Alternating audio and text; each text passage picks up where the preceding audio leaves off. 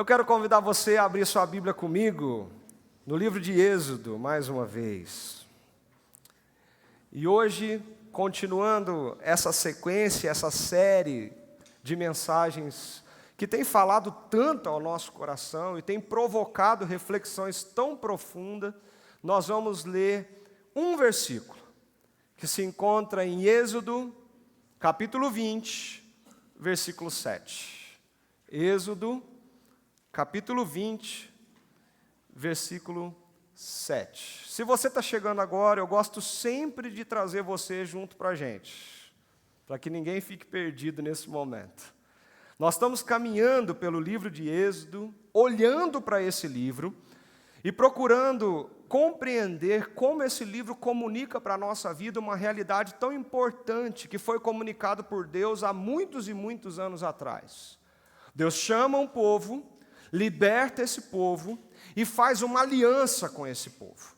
E quando faz essa aliança com esse povo, uma marca presente, visível e distinta dessa aliança é a presença de Deus no meio dele.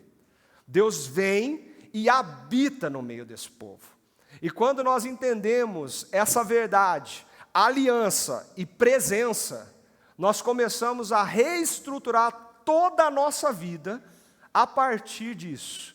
Porque o que foi revelado em Deus lá no Sinai, lá no Êxodo, também é uma realidade para as nossas vidas. Nós estamos diante do Sinai. Deus agora manifesta o seu poder usando os prodígios da natureza e o povo todo ao pé do Sinai ouve a voz do Senhor. Sim, o povo ouviu o Senhor dizer. E agora Deus mostra para esse povo o que significa uma vida transformada pela presença dEle. Não é um conjunto de regras que nós precisamos ticar dia a dia e obedecer de forma legalista, moralista, fria e seca. Não deixa de ser ordenanças fiéis e muita responsabilidade é exigida de cada um de nós. Mas o convite é que troquemos a lente pela qual nós estamos lendo tudo isso. Para que possamos olhar para isso como privilégio de alguém que já foi liberto e alcançado e agora consegue entender a vida nova que se desponta porque nós temos a presença do Senhor em nós. É nesse contexto que nós estamos olhando agora em especial os 10 mandamentos. E nós estamos olhando para eles com essa lente, a lente da graça, a lente do privilégio. E entendendo como é essa nova vida que Deus colocou diante de nós. Eu acho que o versículo é bem conhecido pela maioria de todo mundo que está aqui. E a gente pode ler junto, em bom tom e alta voz, para repetir o que a palavra do Senhor nos orienta essa manhã. Vamos juntos? Não tome o nome do Senhor, seu Deus, em vão, porque o Senhor não terá por inocente o que tomar o seu nome em vão. Agora eu quero que você olhe para o texto aqui e preste atenção palavra por palavra que está escrito nesse versículo. Não tome o nome do Senhor, o seu Deus, em vão, porque o Senhor não terá por inocente o que tomar o seu nome em vão. O Espírito Santo atua no nosso coração para aplicar tudo isso em nós. Vamos pedir isso para Ele? Feche os seus olhos. Senhor, a Tua palavra foi lida, nós cremos e vivemos por essa palavra. Em nome de Jesus, Pai, nós te pedimos mais uma vez essa manhã, fala conosco, transmite, Deus, a verdade do Teu Evangelho para nós, e que nós possamos ser transformados pela realidade do que o Senhor tem a nos dizer. Em nome de Jesus. Amém. Meus queridos, eu não sei se você já ouviu falar ou ficou sabendo de algo que aconteceu em meados de 2015 e trouxe notícias e repercussões para o mundo inteiro, envolvendo o nome de uma empresa muito conhecida no mundo todo, a Volkswagen. Em 2015, essa empresa, uma das maiores empresas automobilísticas do mundo, enfrentou uma crise que ficou conhecida como Dieselgate. Eu não sei se você já ouviu falar sobre isso, se você conheceu sobre essa história, mas essa semana essa história veio à tona para mim e ela tem tudo a ver com o que a gente vai falar aqui. Por quê? Deixa eu tentar te explicar o que aconteceu. Por volta de 2015, houve uma grande campanha dessa empresa em torno dos seus motores a diesel. E eles começaram a apresentar veículos nas suas propagandas como os carros mais limpos e ambientalmente responsáveis que eles já lançaram. A questão é que esses veículos precisavam passar por testes para poder verificar a emissão de poluentes, como todos passam. O que a empresa fez foi manipular os testes, e eles estabeleceram alguns mecanismos, que quando o carro era testado, os níveis de poluentes eram uns. Mas quando os carros eram vendidos e passavam a ser usados nas ruas, esse nível era adulterado e alterado, e eles voltavam a funcionar com muitos poluentes saindo do seu motor. Os níveis chegavam até 40 vezes superiores ao permitido nos padrões americanos de alguns desses automóveis. Tudo isso estava encoberto, mas quando tudo isso veio à tona, um grande escândalo tomou as notícias desse mundo automobilístico. Porque os carros eram testados e aprovados, mas depois, quando eram consultados, eles percebiam que existia sim uma adulteração no processo da emissão desses gases. Pense na gravidade disso. E por que eu estou falando isso? O presidente da Volkswagen veio à tona, veio no lançamento de um dos seus carros e ele reconhece o que a empresa fez. Ele mesmo diz: erramos, nossa empresa foi desonesta. Nós reconhecemos que nós poderíamos ter acabado com tudo, com o movimento que nós fizemos de dizer que era uma coisa, mas na realidade era outra. O que está acontecendo aqui? E na verdade, o que essa história e o terceiro mandamento têm em comum? Por que a fala desse presidente, por que o episódio do Dieselgate, por que isso para nós pode nos ajudar a compreender uma verdade do que nós estamos colocando aqui? Porque existe algo em comum entre esse episódio que afetou mais de 590 mil veículos nos Estados Unidos. E bilhões de dólares foram gastos para poder reverter esse erro. O erro tão evidente e tão comum da incoerência. A aparência daqueles automóveis dizia: eu estou dentro do padrão. Mas a realidade dizia: eu não estou. Eles eram vendidos como perfeitamente dentro dos padrões que precisavam estar. Uma propaganda imensa foi feita sobre isso. Mas a prática era muito diferente do que aquilo que estava sendo falado sobre eles. A incoerência foi o que pegou aquela empresa. A incoerência de uma corrupção escondida, de uma mentira mascarada, a incoerência de vender alguma coisa que de fato não era aquilo que estava sendo falado. Por que isso tem tanto a ver com esse mandamento? Porque nós precisamos hoje parar um pouquinho e pensar sobre essa palavra. A incoerência entre o que somos e o que fazemos. A incoerência de dizer que somos alguma coisa, mas na vida da prática da segunda, da terça, da quarta, da quinta, talvez o que nós somos não é tão o que a gente fala. E é sobre isso que esse mandamento vem provocar hoje o nosso coração. A pergunta é: o que eu estou fazendo com o nome de Deus que foi colocado sobre mim? O que eu estou fazendo na minha vida prática quando eu não estou sendo visto, olhado, testado? Será que o que eu vivo nos bastidores é o mesmo do que eu vivo diante daqueles irmãos de fé? Será que o que eu falo tem coerência com aquilo que eu faço? Será que o que eu sou condiz com como eu vivo? O que eu estou fazendo com o nome de Deus que foi colocado sobre mim? Eu quero que a gente entenda essa verdade sobre 3 movimentos simples e rápidos. Primeiro, a gente precisa entender, a partir do versículo 7, que o nome de Deus foi colocado sobre cada um de nós. Esse é o grande privilégio que esse mandamento nos coloca. Segundo, nós precisamos entender, então, o que significa tomar esse nome e fazer dele o uso em vão, como o versículo que nós acabamos de dizer. E diante disso, nós entendemos qual é a forma, então, de honrarmos esse nome e a missão que temos recebido por Deus nesse mandamento e em toda a Escritura Sagrada. Para isso, eu quero convidar você a lembrar algo que é essencial essa manhã para a gente entender tudo isso, voltando um pouquinho no capítulo 19 de Êxodo. Toda hora a gente volta nesse capítulo porque esses versículos 5 e 6 de Êxodo têm algo muito importante que traz identidade ao povo que recebeu tudo isso do Senhor. Nós já lemos esse versículo várias vezes e eu insisto que a gente preste atenção nessas palavras.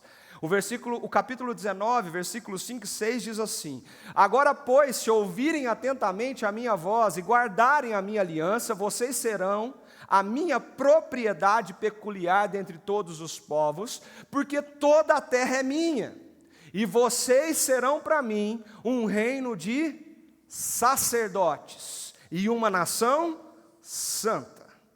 E essa expressão, ela precisa hoje, nesse mandamento, vir à tona.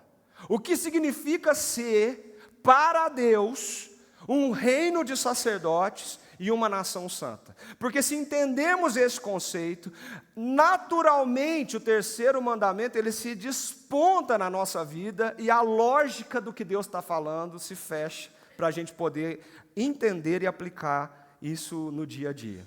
O que essa expressão tem de tão importante? Reino de sacerdotes.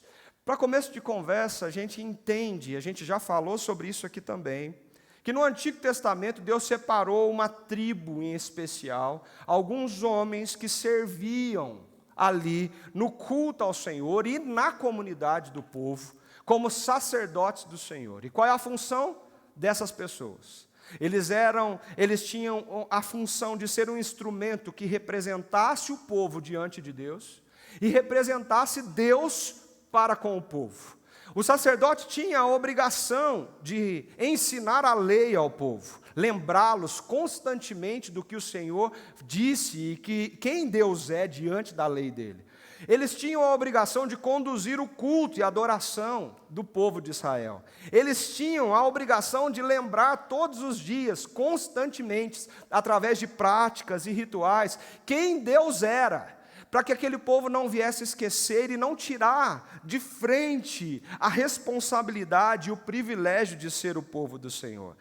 Em resumo, o sacerdote existia e foi separado por Deus para tornar Deus conhecido àquele povo e tornar Deus conhecido ao mundo inteiro através daquilo que ele exercia como única atividade no meio do povo de Deus. Essa era a função dos sacerdotes. Mas, mais uma vez, eu chamo sua atenção para essa expressão. Porque Deus, Ele não disse que o povo dele, dentro do povo dele, existiria alguns sacerdotes. Ele disse: se o povo compreendesse a aliança, entendesse o compromisso, guardasse no coração o compromisso com o Senhor nessa aliança, eles seriam uma nação diferente de todas as outras da terra. E toda essa nação que é diferente das outras seria um reino de sacerdotes. Não é um grupo de sacerdotes dentro de uma nação separada, um grupo de sacerdotes fazendo essa nação ser diferente. Mas todo o povo de Deus seria um reino de sacerdotes. Todos eles seriam sacerdotes do Senhor. Ora, o que significa isso?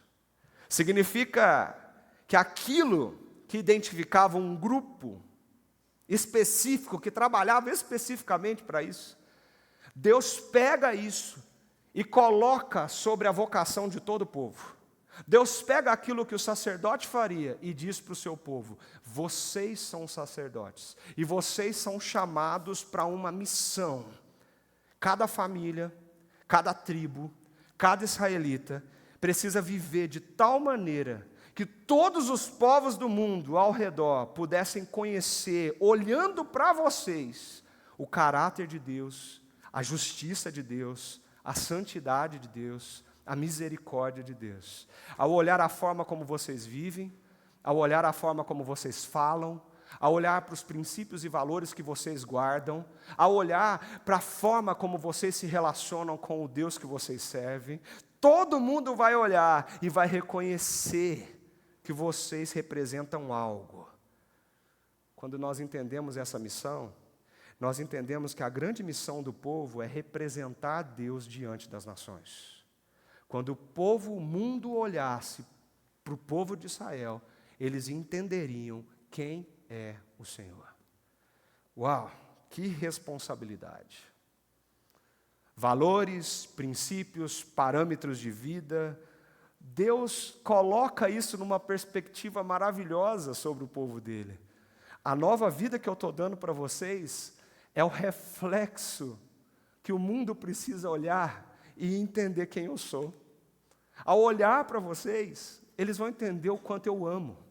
Ao olhar para vocês, eles vão compreender o conceito de misericórdia.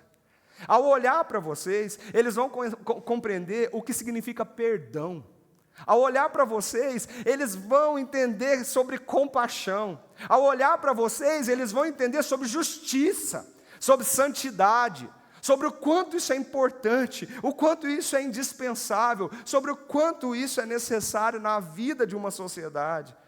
E quando a gente entende esse conceito lá em Êxodo 19, agora traz ele para cá, você começa a perceber que aqui, no terceiro mandamento, Deus não está simplesmente falando sobre não pronunciar o nome dele de forma inadequada. Deus está falando sobre algo muito maior do que isso.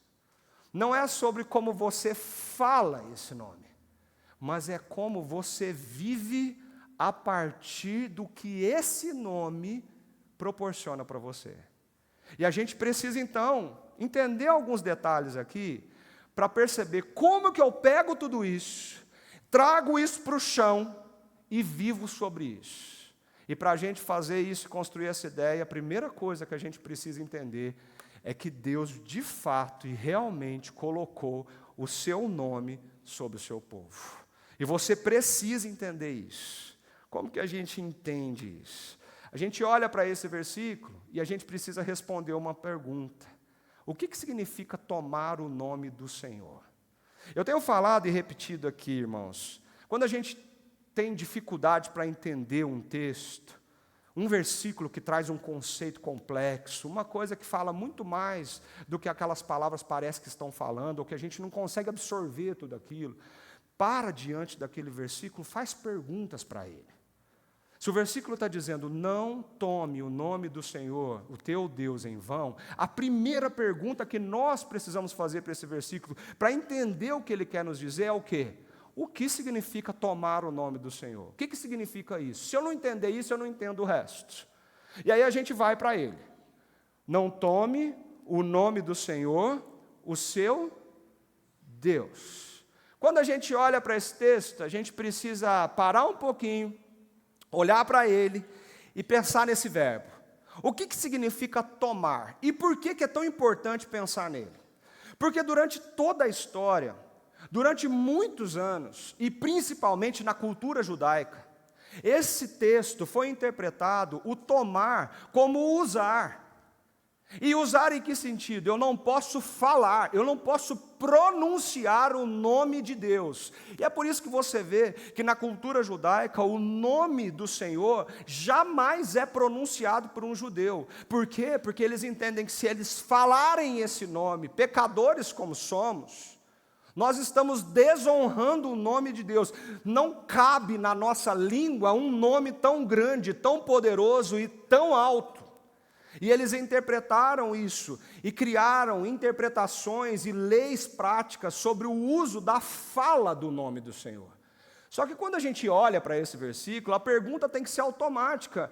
Mas tomar é sobre falar? tomar é sobre usar o nome de Deus, porque tem gente que vai falar assim, o que significa o terceiro mandamento? Eu não posso falar assim, em nome de Jesus em qualquer situação, porque eu estou usando o nome de Deus em vão. Sim, cuidado com o que você fala, tá, irmão? Porque não dá para desprezar o poder, o temor, a santidade do nome do Senhor. Eu juro por Deus, eu juro por Deus. E a gente vai ver ressonância disso por toda a Bíblia. Cuidado como você usa o nome de Deus para benefício próprio. Usa da forma inadequada, usa da forma errada. Isso tudo está certo. Mas o verbo aqui tem um sentido tão bonito, porque tomar, esse verbo, nassá em hebraico, é o verbo que traduz o carregar, levar, portar, trazer sobre si. É colocar sobre você mesmo. A ideia central desse verbo não é falar. No português não está escrito falar aqui. Não fale o nome do Senhor, o seu Deus, em vão. É tomar sobre você. É assimilar isso sobre você. É carregar esse nome. Eu gosto muito desse verbo, carregar, algo que começa a fazer parte da sua própria identidade. Eu carrego agora um nome, e esse nome me representa. Esse nome diz quem eu sou. Esse nome fala sobre o Deus que eu sirvo. Fala sobre quem eu adoro. Fala os princípios que eu vivo. Mostra a santidade, o caráter de Deus na minha vida. Esse nome que eu carrego diz sobre quem Deus é e quem eu sou, porque Deus é quem Ele é. Então, carregar é sobre isso. Vocês devem lembrar de um texto famoso de Isaías 53, que fala que Ele tomou sobre si as nossas dores. O verbo é esse. O que Jesus fez? Ele carregou nos seus ombros as dores do nosso pecado. Ele carrega isso para onde? Para a cruz do Calvário na sua morte. É esse o sentido, Ele se apropria. Em Êxodo 28, nós temos algo interessante sobre isso, porque em Êxodo 28 nós vemos o sacerdote sendo orientado por Deus. E como que o sacerdote funcionava naquela época? O sacerdote carregava um colete sacerdotal e que tinha 12 pedras. E aqui estavam gravados os nomes das 12 tribos de Israel. Quando o sacerdote entrava na presença de Deus, ele carregava o povo para com Deus. Quando o sacerdote saía da presença de Deus com aquele colete, com aqueles nomes, ele levava o Senhor carregando esses nomes. Quando matava-se um animal para sacrificar, o sangue derramado para poder cumprir o preço do pecado, o sacerdote, ele fazia tudo isso com os nomes carregados aqui no seu peito. O que significa isso? Significa carregar, é representar, é assumir aquilo, é tomar sobre si e deixar-se ser o representante daquilo que está sendo falado, ou do nome que está carregando.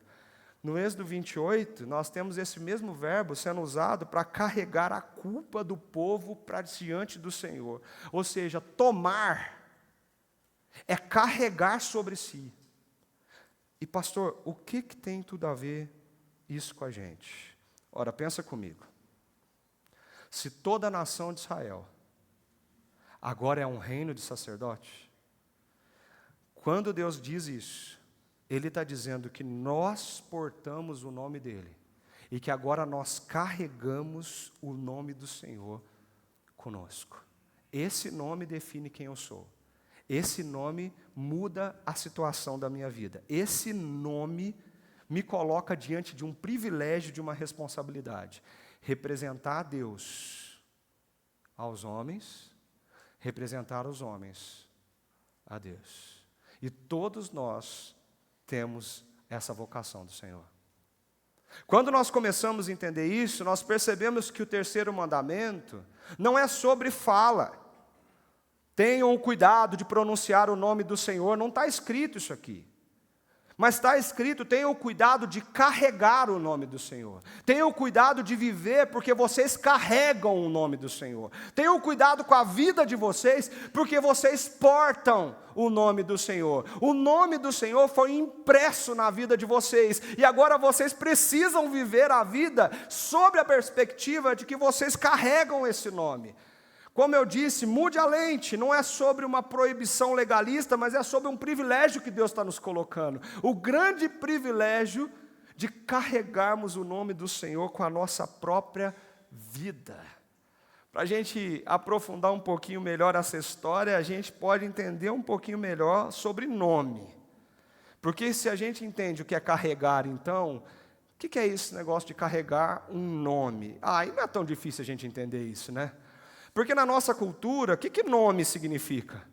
Nome é sobre identidade, é quem você é aquilo que te distingue do meio da multidão. Se eu fazer psiu, todo mundo olha. Mas se eu disser um nome, David, tem 2 aqui que vai olhar para mim só. Pelo menos até onde eu sei. Por quê? Porque o nome te traz identidade, o nome te distingue no meio do povo, o nome traz algo sobre você, é a maneira de te diferenciar. Na Bíblia, nome representa a pessoa, o caráter, a autoridade, a honra, a reputação, a maneira como essa pessoa é conhecida. Tanto é que os antigos falam assim: olha, a gente pode não ter nada, mas faz uma coisa na sua vida, zela pelo teu nome. Porque o teu nome revela, mostra quem você é. Se você não zelar pelo teu nome, você vai perder quem você é no meio do povo. Isso não está na Bíblia não, tá, gente?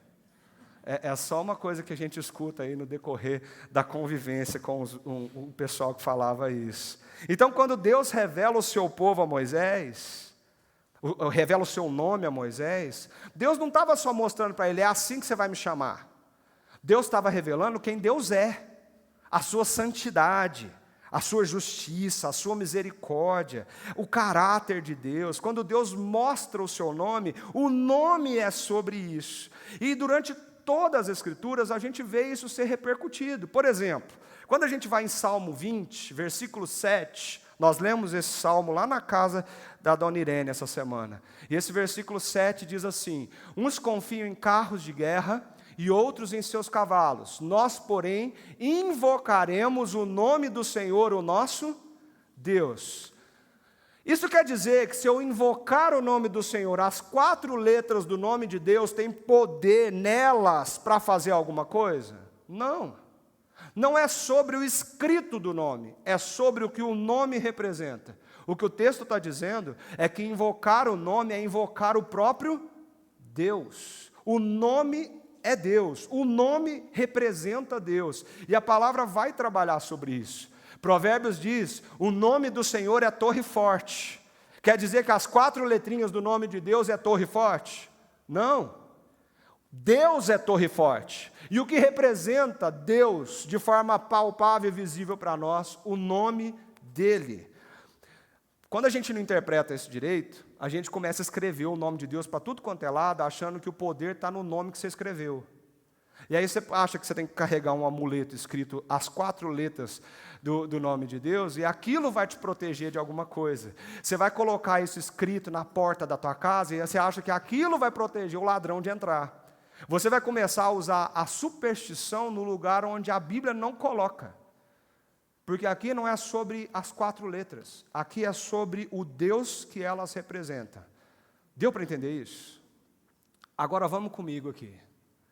A gente conhece esse texto, número 6. Eu vou mostrar que você conhece esse texto. Uma bênção tão linda que Deus deu para os sacerdotes para ser colocada sobre o povo.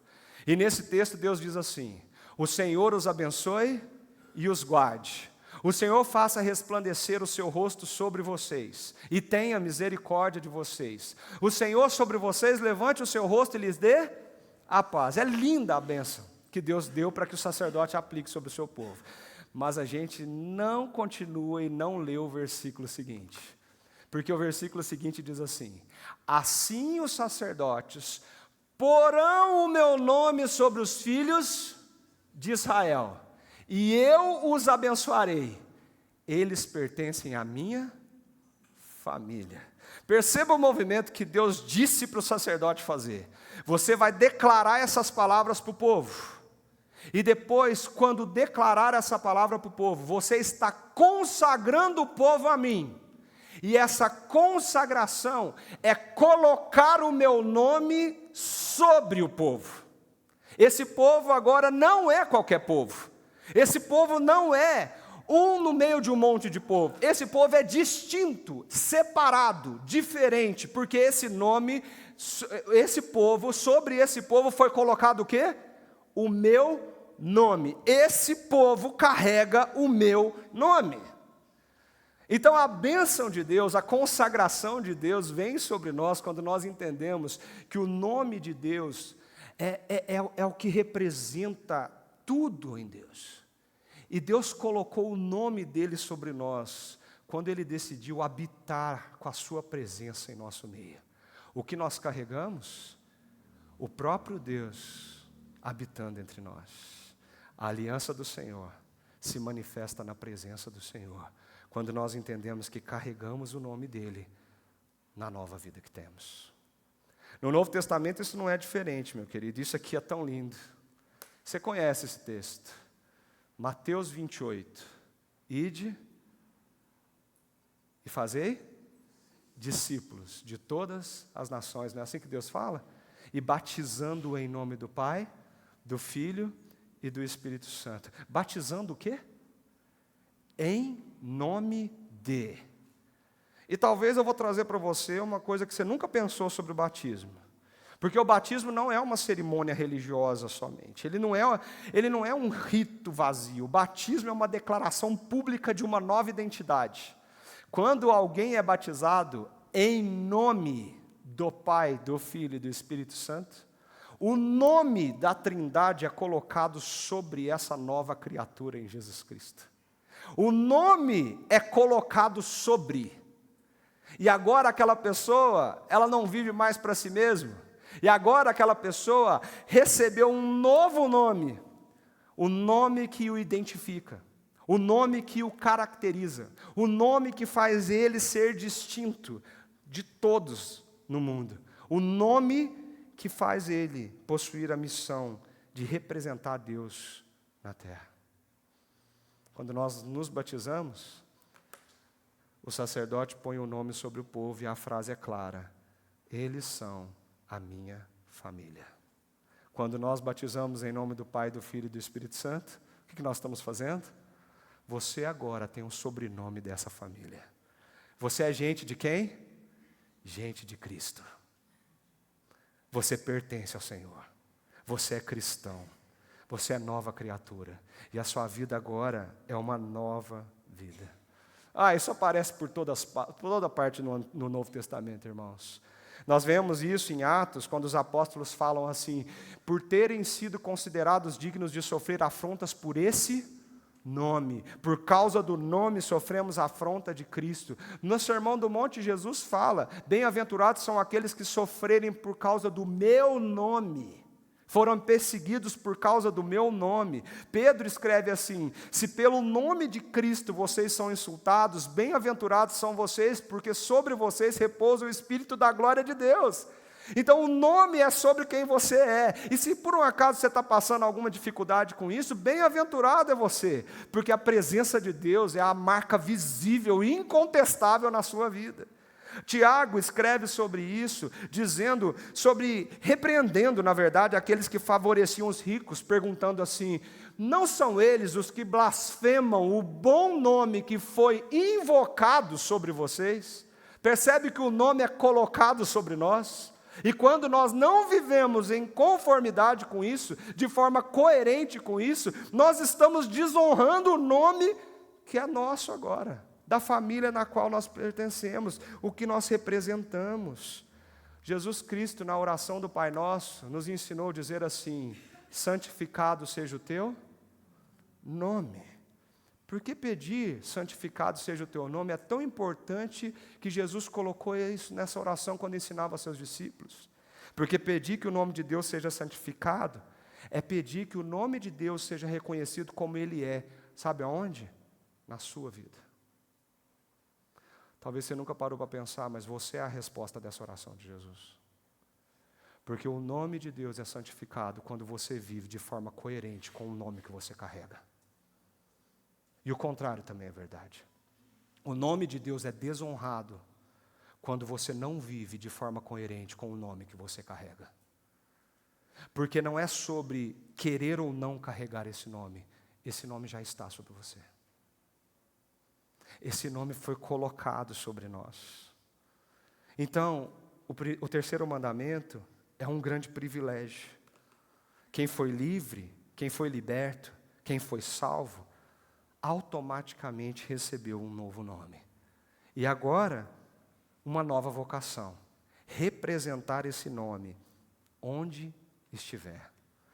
Por isso que Deus agora no Sinai ensina como que é essa nova vida. Uma vida que agora, de pessoas que entenderam que são reinos de sacerdotes. Pedro diz, geração eleita, sacerdócio real, nação santa, povo de propriedade exclusiva de Deus. É isso que vocês são. Nós precisamos entender isso, irmãos. Porque a igreja recebeu o privilégio de carregar esse nome. Entender o terceiro mandamento é entender esse privilégio na nossa história, entender esse privilégio nos nossos dias. Então a gente precisa se perguntar, presta atenção nessa pergunta, o que as pessoas aprendem sobre Deus quando olham para você? O que as pessoas aprendem sobre Jesus, sobre o caráter de Jesus?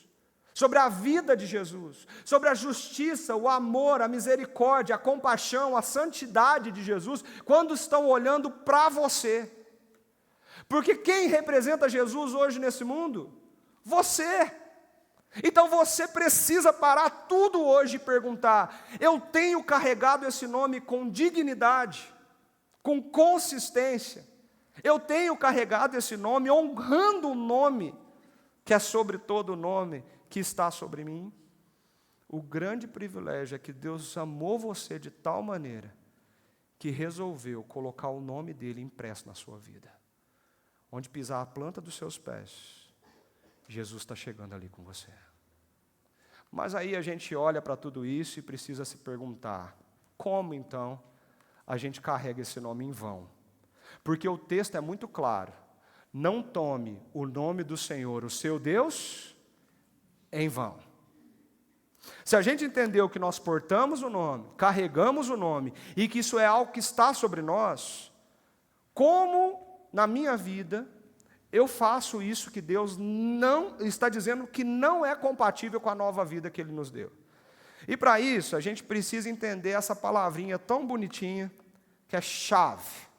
Essa palavra que nós traduzimos como essa expressão, em vão. É uma palavra importante aqui. Porque se eu perguntar para você, o que significa em vão? No nosso português atual, essa palavra já começa a ter ruído na explicação. Você já não sabe muito bem dizer o que significa em vão. Para muitas gerações, isso já se perdeu no uso da língua. Mas o que quer dizer, então, usar ou portar ou carregar o nome de Deus em vão? A palavra aqui, ela tem um significado forte. E quando eu trago isso, irmãos, não é que o português da tua Bíblia está errado. É que às vezes a gente precisa cavar um pouquinho mais para entender um significado que é mais amplo do que está escrito aqui. No movimento de estudo bíblico, a gente chama isso de exegese. Quando a gente olha para o texto e cava nesse texto para entender o que de fato esse texto quer nos dizer. Então, quando a gente olha para essa palavra, em vão está errado? Não, em vão está certo. Mas ela tem significados que podem nos ajudar melhor na compreensão. Quais, por exemplo?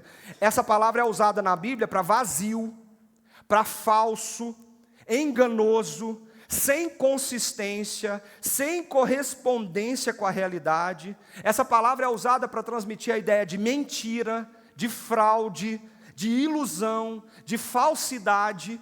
Então, quando você pega Deus dizendo, não tome, não carregue o nome de Deus, que está sobre você, de forma mentirosa, fraudulenta, ilusionista, falsa, vazia, que não condiz com a realidade, você começa a pegar esse versículo e entender, agora parece que está fazendo sentido. Porque o que Deus está falando é que eu não posso portar o nome de Deus e usar, portar, carregar, de forma que eu digo que eu sou uma coisa e eu viva de outra forma. Que eu creio de um jeito, mas que a minha vida não é coerente com o que eu creio. Que eu levanto a mão aqui para dizer sobre a santidade do Senhor, mas lá fora essa santidade é esquecida. Que eu adoro o Senhor pela sua compaixão, mas eu não consigo perdoar uma pessoa que virou a cara para mim. Que eu falo sobre como Deus se importa com a nossa unidade, a nossa união, e eu sou o primeiro a quebrar o vínculo de união da igreja, ou da família, ou dos amigos. Quando eu falo que o nosso Deus é um Deus da verdade, e eu creio nisso, eu canto sobre isso, tua verdade vai sempre prevalecer, eu canto sobre isso, e eu saio lá fora e eu sou o primeiro a mentir. Quando você diz crer numa coisa, carrega esse nome com você, mas vive outra, meu irmão, você terrivelmente está fazendo o que Deus disse que nós não podemos fazer. Você está portando e carregando esse nome de uma forma falsa, mentirosa e enganosa na sua vida.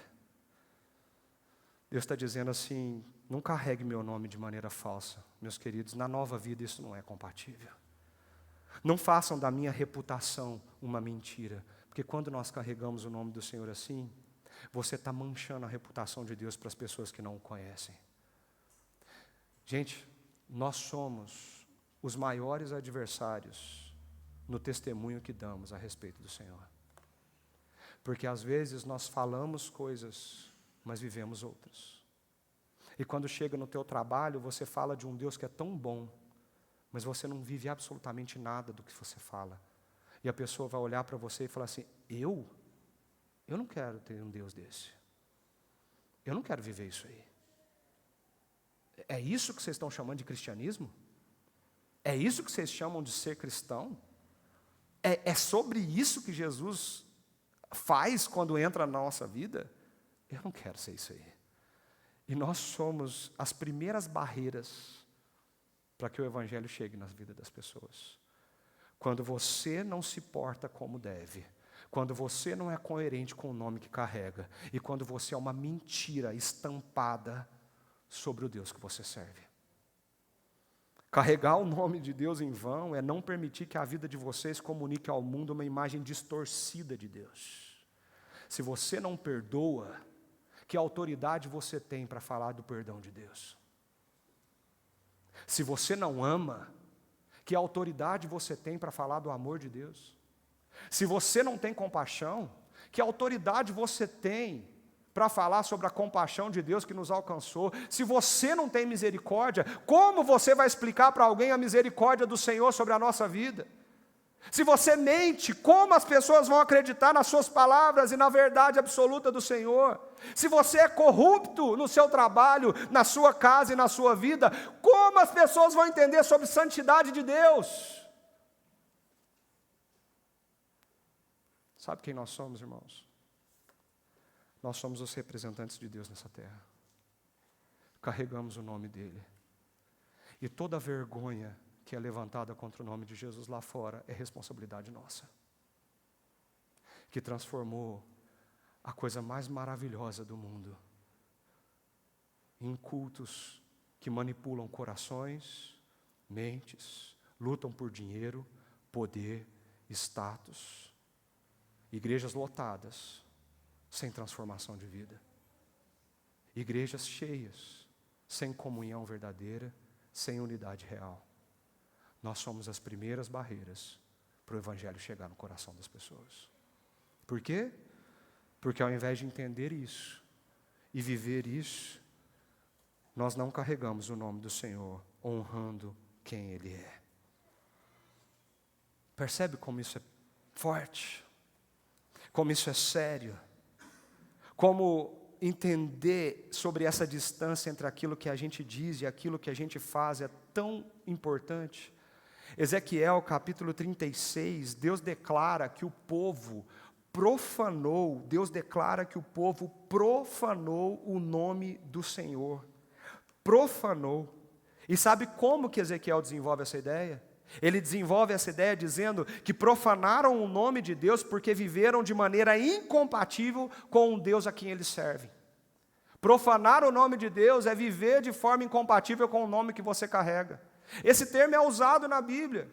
Você conhece esse salmo? Se o Senhor não edificar a casa, em vão trabalham os que a edificam. A casa é edificada, mas ela é edificada não de acordo com o propósito que ela deveria ser, que ela deveria ter, que ela deveria funcionar. Então, se o Senhor não estiver no centro dessa casa, essa casa é edificada de uma forma falsa e mentirosa, porque não cumpre o propósito pela qual Deus estabeleceu para ela. Se um casamento é edificado sem os valores, o princípio e o centro do Senhor, ele é edificado em vão. Por que em vão? Porque é mentiroso, está fora dos propósitos que Deus estabeleceu para o casamento. É sobre isso que o Senhor está dizendo para nós. A maior profanação do nome de Deus, irmãos, eu li essa frase num livro essa semana, eu acho que eu fiquei uns 5 minutos nessa frase. A maior profanação do nome de Deus não acontece quando alguém usa a sua boca de maneira errada, mas principalmente quando alguém usa a sua vida mostrando uma mentira sobre quem Deus é. Não é que falar não é importante, mas é que muito mais que suas palavras, é a sua conduta, suas decisões, a forma como você vive e o que você faz, uma vez que você diz para todo mundo que você é cristão. Porque quando você fala isso, você está dizendo que quem é o seu Senhor é Jesus Cristo. Quando você diz isso, você diz que você representa Ele onde você está. A pergunta é, como você está fazendo isso?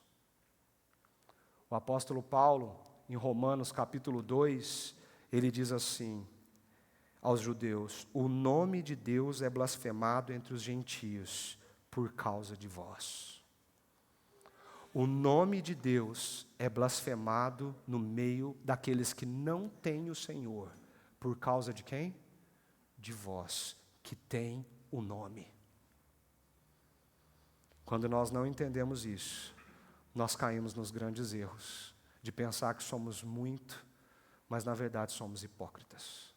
Foi isso que Jesus disse para os fariseus. Jesus deixou bem claro quando chamou eles de hipócritas, dizendo assim: bem profetizou Isaías a respeito de vocês, esse povo me honra com os lábios, mas o seu coração está longe de mim. E em vão me adoram, ensinando doutrinas que são preceitos humanos. Hipócritas, Jesus disse isso, hipócritas. Infelizmente isso continua sendo uma triste realidade nos nossos dias, irmãos. Pessoas que usam a fé para manipular pessoas, que enriquecem à custa de sofrimento alheio, para conseguir prestígio e poder, usam o nome de Deus em vão. Toda vez que você fala de amor e vive dominado pelo ódio, anuncia a graça, mas trata a pessoa sem misericórdia, defende a verdade, mas vive uma mentira, canta sobre santidade no domingo, mas negocia desonestamente durante a semana. Sua vida está dizendo ao mundo que não corresponde ao caráter de Deus, algo que não corresponde ao que Deus é. A sua vida passa a comunicar uma mentira sobre aquele que você diz que carrega o nome sobre si. A pergunta forte que a gente fez num curso de quinta-feira aqui de formação espiritual, eu queria trazer para a gente hoje. Se alguém que convive com você, olhar para você e conviver contigo uma semana, o que ela vai aprender sobre Jesus? As pessoas que estão trabalhando com você, o que elas sabem sobre Jesus ao olhar a sua vida? As pessoas que você convive, o que elas aprendem sobre Deus quando olham para você? Porque se você representa Deus nesse mundo, a sua vida precisa ensinar sobre Deus. A sua vida precisa transmitir a verdade do Senhor.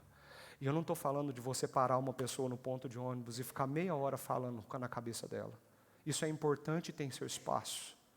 Mas eu estou falando da vida coerente que você precisa viver, carregando e portando o nome do Senhor Jesus Cristo. Se você não vive assim, não quer viver assim, você precisa entender melhor hoje sobre arrependimento e conversão. Porque dá um desespero, não dá a gente pensar sobre isso? Eu sei, eu também fiquei desesperado. Dá um desespero a gente olhar para tudo isso e falar assim, Deus, eu não consigo. Deus, eu não consigo. Porque se você não pensar assim, você pode tentar pôr um moralismo sobre você que vai te tirar, sugar todas as suas forças. Você não vai conseguir mesmo. Mas a evidência maior de que você foi alcançado pelo Senhor é que você nunca vai deixar de tentar. E você vai entender que a força que te faz conseguir não é sobre a sua força. Porque existe um só que conseguiu carregar o nome do Senhor, de forma a honrá-lo do começo ao fim da sua vida. Existe um só que tomou sobre si esse nome e manifestou a revelação da verdade, da santidade, do amor, da compaixão, da justiça, da misericórdia do Senhor. Existe um só que fez isso, e o nome dele é Jesus Cristo. E quando a gente olha e fala, eu não vou conseguir, você precisa olhar para a tua vida numa perspectiva que não, você não vai conseguir. Então o que eu preciso? Eu preciso de Jesus. Eu preciso dele. Eu preciso me arrepender. Ele disse, se arrependam, o reino dos céus está perto. Se arrependam. Eu preciso me converter desses caminhos tortos nos quais eu estou seguindo. Eu preciso olhar para ele e perceber que com ele e só por causa dele é sim capaz de viver a nova vida, portando esse nome santo sobre nós. É através de Cristo, por causa de Cristo, pelo que Cristo fez, que nós podemos dizer sim, santificado seja o teu nome, venha o teu reino sobre mim, santificado seja o teu nome. Esse versículo termina de uma forma contundente, talvez você se assuste com ele, né? Porque ele termina assim, porque o Senhor não terá por inocente o que tomar o seu nome em vão. Aí você fala assim, ixi, perdi a salvação. Não, irmão, nós não estamos falando de salvação aqui. Nós estamos falando de um povo que já foi salvo. Eles não estão mais no Egito, lembra disso? E Deus está falando isso para um povo que já foi salvo. Jesus, no Sermão do Monte, e em vários ensinamentos dele, ele fala uma frase que é muito importante para a gente entender aqui. Ele fala assim, eles já receberam a sua recompensa. Você já leu isso em algum lugar na Bíblia? Quando Jesus está falando? E você fala assim, mas que recompensa é essa? Geralmente Jesus está atacando um pecado dos fariseus quando ele fala isso. Eles já receberam a sua recompensa. Que recompensa é essa? Do que Deus coloca essa perspectiva? Porque o Senhor não terá por inocente o que tomar o teu nome em vão. Deus, ele não flerta de deixar passar em branco quando o nome dele é desonrado. Deus não vai considerar isso como algo ok. E a famosa frase da pós-modernidade, tudo bem. E tudo bem. Eu fiz isso e está tudo bem. Não, Deus não considera que está tudo bem. Deus considera que quem faz isso é culpado. Deus está falando, isso é pecado. Se você quiser traduzir essa frase aqui, é essa sentença. Isto é pecado. E isso te afasta do Senhor. Isso prejudica a sua vida. E a recompensa do pecado são as drásticas consequências que ele vai trazer sobre a sua vida, mesmo você tendo Jesus e sendo salvo. Qual é o caminho de volta?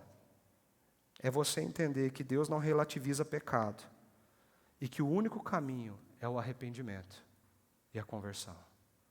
Se você não vive com coerência, se você vive de uma forma que não honra o nome do Senhor, você precisa dobrar o seu joelho e dizer, Senhor, me perdoa. Me perdoa, Senhor, em nome de Jesus. E eu queria terminar perguntando, então, como que a gente honra o nome que a gente carrega? A gente precisa aprender uma nova forma de viver. Uma nova vida que carrega o privilégio da vocação que nós recebemos. a vocação de representar o Senhor, de levar o Senhor, de conduzir o nome do Senhor, onde nós estivermos. Jesus diz assim para os seus discípulos, no Sermão do Monte: assim brilhe também a vossa luz diante dos homens, para que vejam, não está escrito escutem, para que vejam as vossas boas obras e glorifiquem o vosso Pai que está no céu. O mundo está olhando para o reino de sacerdote, que são vocês, que somos nós, para que nós possamos ser uma vitrine viva a respeito de quem Deus é. Tudo que você fala, tudo que você vive, tudo que você faz é sobre quem Deus é e como o mundo está conhecendo esse Deus tão bonito que nós adoramos. É por isso que Filipenses diz: façam tudo sem murmurações nem discussões, para que sejam irrepreensíveis e puros, filhos de Deus inculpáveis no meio de uma geração pervertida e corrupta, na qual vocês brilham como luzeiros do mundo, preservando a palavra da vida. Deus está te chamando para cumprir nos seus dias a dia, geração eleita, sacerdócio real, nação santa e povo de propriedade exclusiva do Senhor. Como que a gente vai embora hoje, irmãos? A gente vai embora com essa pergunta: o que a minha vida está dizendo sobre Deus? O que a minha vida diz sobre o Deus que eu adoro?